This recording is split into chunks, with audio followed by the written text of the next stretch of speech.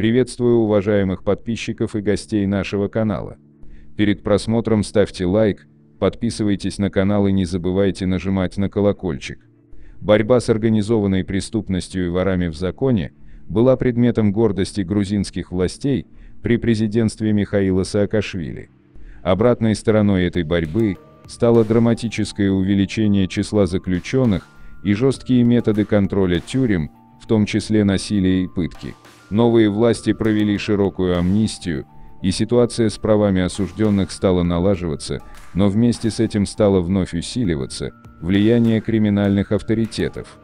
Плохо, что нет хотя бы одного вора в зоне, больше порядка бы было. Так, по словам Михаила, ему говорили охранники одной из тюрем в Грузии. Михаил провел в заключении около 5 лет, и он убежден, что воровская система, при которой влиятельные заключенные устанавливают порядки на зоне, никуда не исчезла. Нынешние власти это отрицают, но о том, что происходит в стенах грузинских тюрем, даже на условиях анонимности говорят немногие.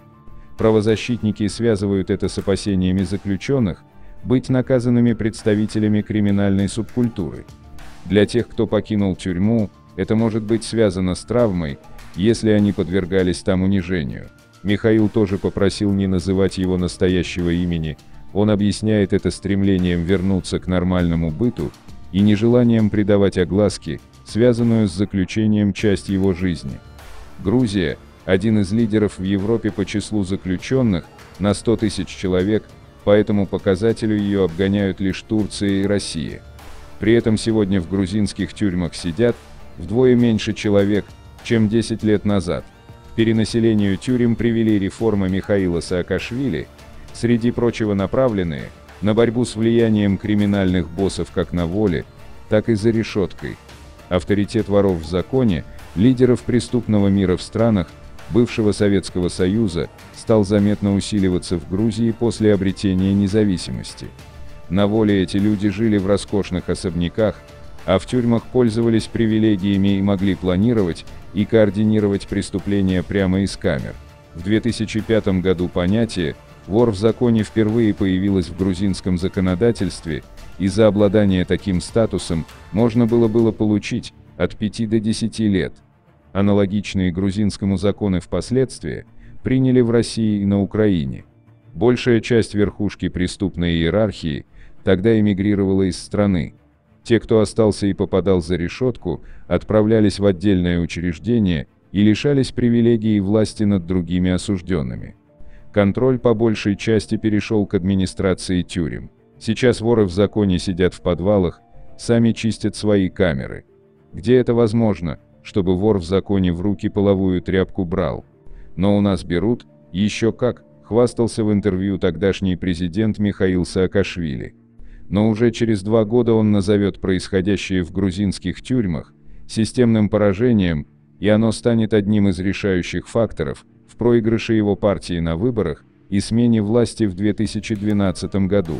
Распространенные незадолго до выборов кадры издевательств и пыток заключенных произвели эффект разорвавшейся бомбы в грузинском обществе и подтвердили то, о чем много лет говорили правозащитники.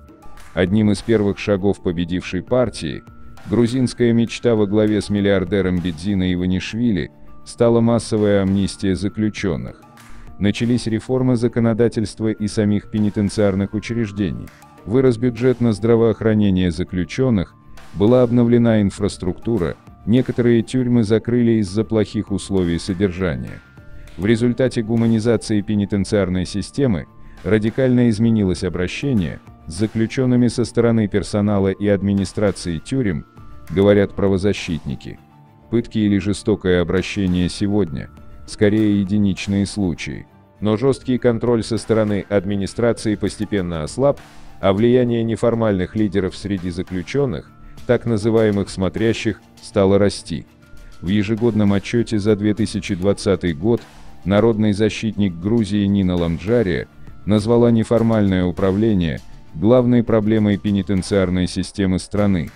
Администрация учреждений не только не препятствует этой практике, но и сама делегирует свои полномочия неформальным лидерам, говорится в отчете. Взамен она получает видимость порядка и молчание заключенных о проблемах. В докладе отмечается, что некоторые осужденные жаловались на угрозы, побои и вымогательства, но серьезных расследований этих случаев почти не проводилось. Это кажущийся порядок, потому что управление смотрящих в конечном итоге основывается на насильственных методах. Смотрящий не может применить дисциплинарную ответственность, он применяет неформальные методы наказания, говорит BBC заместитель народного защитника Георгий Бурджанадзе. Но при этом авторитет у смотрящих зачастую все же не тот. К ворам в законе, говорит Михаил, прислушивались больше, и неписанные правила соблюдались строже. Система и структура была более четкой и ясной для всех, объясняет он недовольство охранников. Предварительное заключение Михаил отбывал в Гулданской тюрьме, той, которая до смены власти в 2012 году печально прославилась кадрами издевательств над заключенными. Там тебе объясняют, что и как, например, о чем можно говорить, а о чем нельзя, с баландерами, то есть теми, кто еду разносит. С ними можно поговорить, даже пошутить, но не по-понебратски. В Гулдане до них даже не дотрагиваются, рассказывает он. Отбывать срок его отправили в Ксане, тюрьму недалеко от Тбилиси, имеющую статус пенитенциарного учреждения полуоткрытого и закрытого типа. Именно в учреждениях полуоткрытого типа, где заключенные могут свободно передвигаться по территории, наиболее заметно неформальное управление, говорят правозащитники. К примеру, то, в какую камеру попадет осужденный, а также вопросы перевода в другие камеры, в Ксане решают именно влиятельные заключенные, а не администрация, говорит Михаил. При этом у смотрящих тоже есть своя иерархия. Фактически в каждой камере есть один заключенный, который потом отвечает перед смотрящими, блатной, который имеет какой-то вес. Такие заключенные и решают конфликты сокамерников. За проступки, нарушение неписанных правил, наказывают, но, как правило, без тяжелых побоев. Пару затрещин, может, дадут. Сильно избивают, если на воровстве поймают, объясняет Михаил. Как мне один сказал, который на будущего вора в законе тянул, тюрьма и зона – это та же самая жизнь, только здесь воровать нельзя. В тюрьме Михаил попал в разряд порядочных. Или работяг – это самая многочисленная категория заключенных, которые не принадлежали к преступному миру до лишения свободы. Самая низшая каста, например, отбывающие срок за преступления сексуального характера в отношении несовершеннолетних и гомосексуалы, как правило, оказываются в так называемом курятнике, аналог петушатников в советских и российских тюрьмах.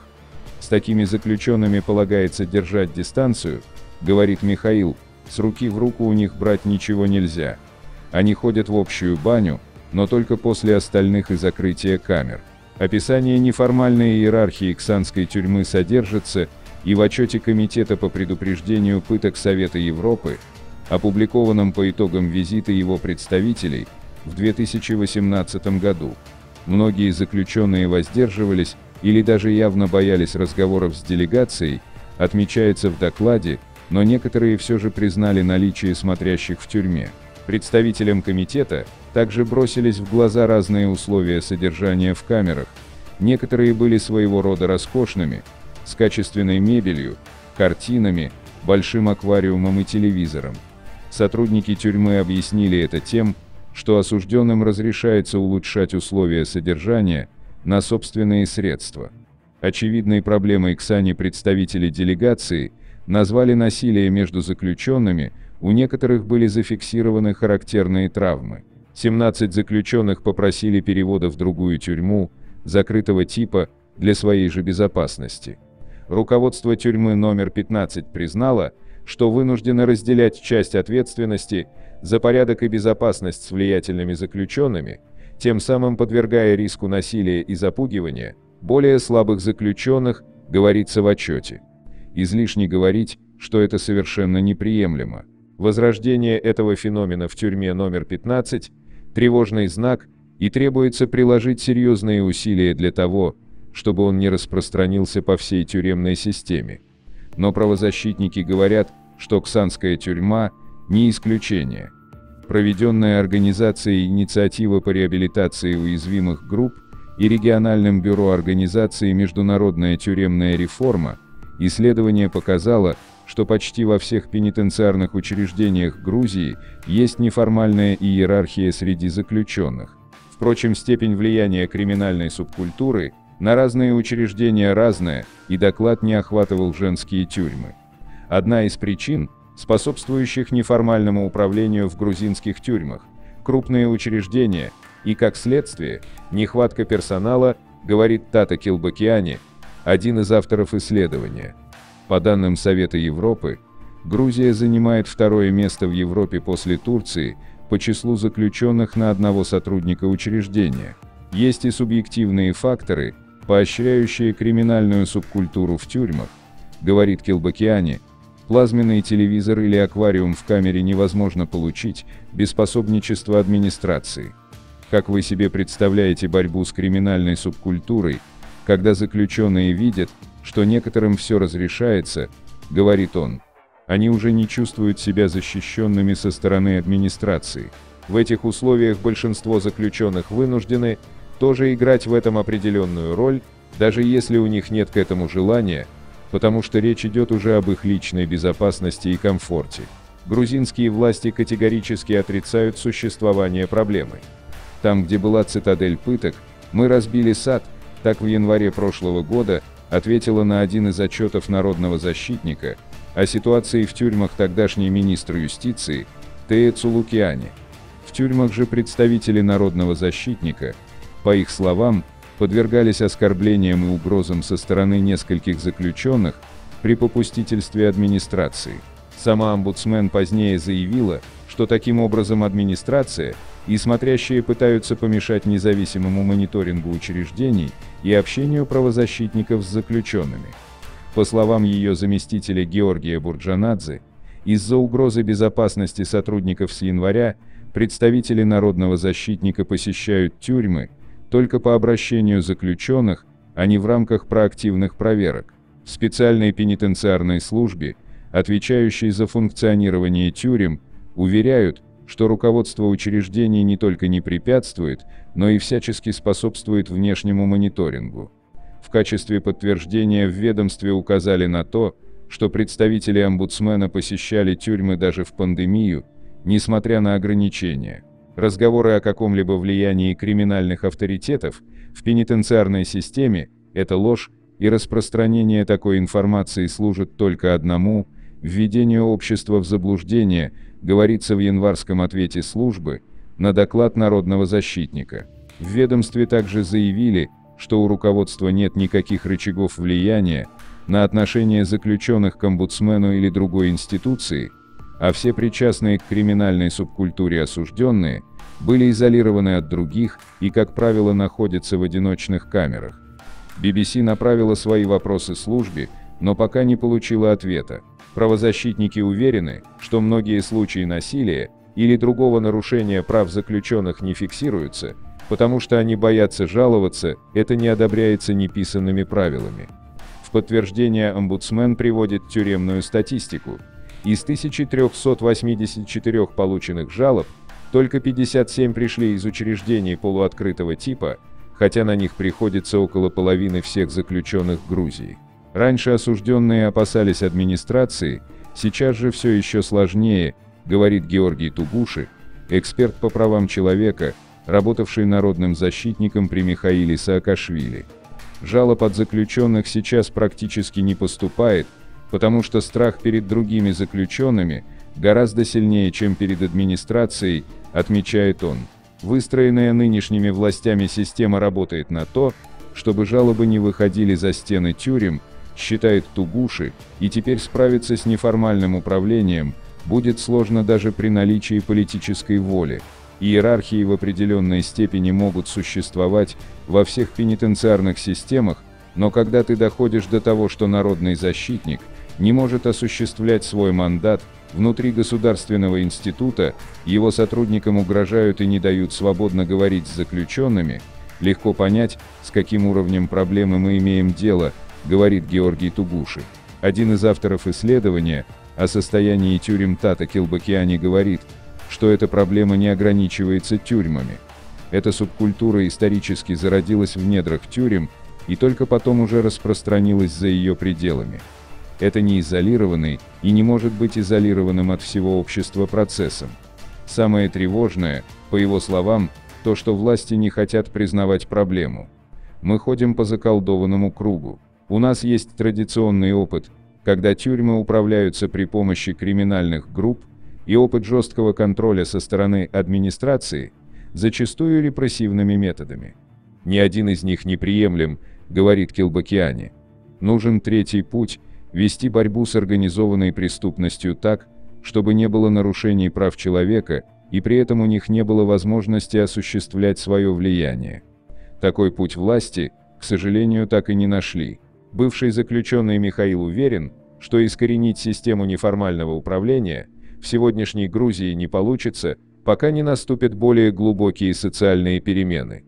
Так, в благополучной стране с низким уровнем коррупции и работающими государственными институтами, надобность в криминальной субкультуре исчезнет сама по себе, рассуждает он. Криминальная субкультура у нас существует и на свободе. Вынес квартиру или украл слиток золота, делишься с криминалами, и они тебя прикроют. Тем самым ты вносишь свой вклад в эту криминальную систему, говорит Михаил. В благополучной стране, где я работаю или получаю социальную помощь, никто из криминалов не скажет мне делиться.